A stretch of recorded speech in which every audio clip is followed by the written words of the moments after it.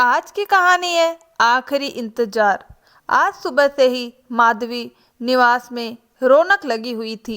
माधवी जी के पोते आरव का 12वां जन्मदिन था। सुबह से ही रसोई में तरह तरह के व्यंजन बनने की खुशबू से पूरा घर महक उठा था। माधवी जी के पति का देहांत करीब 5 साल पहले हार्ट अटैक के समय ऑपरेशन में जटिलता आने से हो गया था। अब माधवी जी के साथ उनका छोटा बेटा विनय, बहू नीरा और पोता आरव रहते थे। माधवी जी की बड़ी बेटी कविता विदेश में रहती थी। वह भी 2-3 साल में ही भारत आ पाती थी। दोपहर में नीरा खाने के बाद ब्यूटी पार्लर चली गई थी। घर की मेड सुबह ही सफाई कर गई थी। नीरा ने जाते समय माधवी जी से कहा था, मम्मी जी मैं शाम 5 बजे तक लौट आऊंगी, आप तब तक सब काम निपटा दीजिए। रोटी पूरी मैं बना लूंगी, बहुत मेहमान आने वाले हैं। माधवी जी ने पूरे मन से पाव भाजी, दम आलू, पनीर टिक्का, शाही पनीर, छोले, मटर पुलाव, खीर और हलवा तैयार कर दिया। सब कुछ बिल्कुल दावत जैसा लग रहा था। तभी 5:15 पर नीरा सज धज कर वापस आ गई। माधवी जी ने मुस्कुराते हुए कहा, बहुत सुंदर लग रही हो बहू। नीरा ने हल्की मुस्कान दी और बोली, थैंक यू मम्मी जी, लेकिन आप अभी तक यहीं हैं। 5:15 बज गए हैं, 6 बजे तक सब आ जाएंगे। माधवी जी ने कहा, ठीक है, मैं अभी तैयार हो जाती हूँ।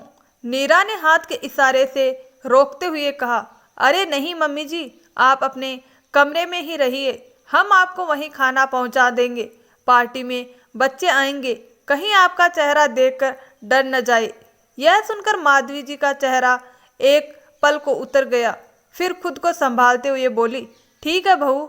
धीरे धीरे कदम रखते हुए वह अपने कमरे में चली गई। उनका कमरा छोटा सा था, जहां एक तख्त और एक मेज कुर्सी रखी थी। एक तख्त पर बैठ गई और दरवाजे की ओर देखने लगी। दरअसल 2 साल पहले रसोई में कुकर फट गया था। उसका छिटकता पानी माधवी जी के चेहरे पर आ गया था। आंखें तो बच गई, लेकिन चेहरे की त्वचा झुलस गई थी। तब से नीरा ने यही बहाना बनाकर उन्हें मेहमानों से दूर रखना शुरू कर दिया था। उधर आंगन में नीरा विनय से कह रही थी, मम्मी जी को कमरे में ही रहने दो, बच्चों का मूड खराब हो जाएगा। उधर पार्टी शुरू हो चुकी थी। आरव बार बार दादी को ढूंढ रहा था। उसने दादी को बुलाने की जिद की तो नीरा बोली, बेटा अभी दोस्त आ रहे हैं, उनका स्वागत करो, दादी थोड़ी देर में आ जाएगी। आरव ने दोस्तों के साथ खेलना शुरू कर दिया। केक काटने का समय आया। आरव की नज़रें दादी को ढूंढ रही थी, लेकिन विनय और नीरा ने कहा, केक काटो बेटा, दादी आती ही होगी। इस बीच कमरे में माधवी जी को प्यास लगी। उन्होंने गिलास उठाया, लेकिन उसमें पानी नहीं था। बाहर जाना उसके लिए मना था। थोड़ी देर बाद पार्टी खत्म हुई और विनय माँ के लिए खाना लेकर कमरे में पहुंचा, लेकिन वहां देखकर उसके पैरों तले जमीन खिसक गई। तख्त पर माधवी जी बेसुध पड़ी थी। उनके हाथ में खाली गिलास था।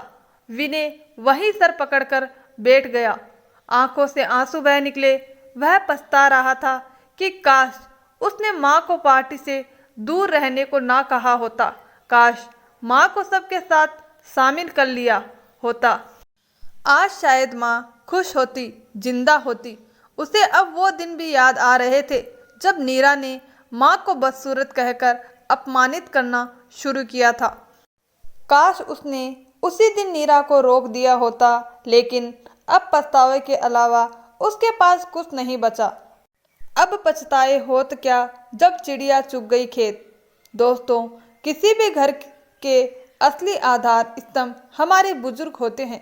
उन्हें अपमानित करना, अकेला करना बहुत बड़ी भूल है। बुढ़ापे में उन्हें तिरस्कृत न करें, उनका आदर करें, उनका साथ दे। याद रखिए, बुढ़ापा हर किसी पर आता है। जो आज उनके साथ करेंगे, कल वही हमारे तरफ लौट कर आएगा। कहीं ऐसा ना हो कि जब तक हम समझे बहुत देर हो चुकी हो। दोस्तों, आपको हमारी ये कहानी कैसी लगी हमें आपकी राय कमेंट बॉक्स में ज़रूर बताएं। कहानी अच्छी लगी हो तो वीडियो को लाइक, शेयर और चैनल को सब्सक्राइब जरूर करें। धन्यवाद दोस्तों।